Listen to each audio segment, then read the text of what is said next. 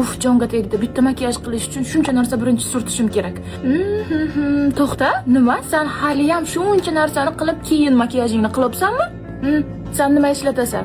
Как будто sen hech nima qilmaysan-da. Shunchaki makiyaj qilib qo'yasan, chiroyligini chiqib ketasan. Vaqtingni yerdan topib olganmisan, undan ko'ra oliydan 3tasi birdani sinab kir.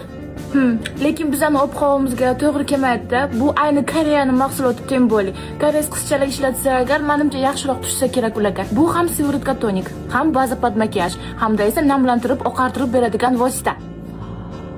Olining mahsulotlari Koreyada ishlab chiqarilgan, lekin o'zimizning O'zbekiston havosiga moslab, quyoshimizga ham, hattoki quruq havomizga ham moslab chiqilgan. Ko'ramiz endi qanaqa zo'r makiyaj bo'lar ekan. Sen aytgancha SPF surtdingmi?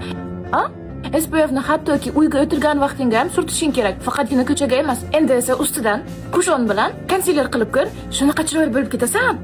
Bu narsalaring zararli emasmi? Ichiga SPF ham bormi? Ko'rinishidan xuddi qop-qora tonga o'xshaydi. Surtganimdan keyin dahshat oppoqqina bo'lib qolar ekanmi? Qop-qora-ku, meni yuzim nima qop-qoraga o'xshaydimi? Mayli, tavakkal. Vau, yuzimni dahshat qilib qo'ydi-ku.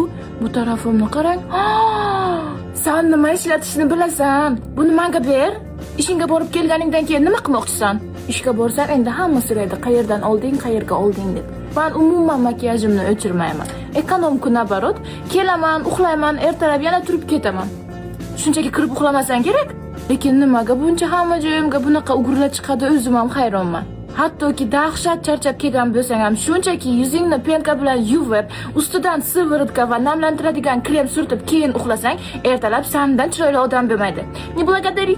Bularning hammasi mangami? Tezroq ishdan kelib, hammasini bitirib tashlatib ko'rishim kerak endi.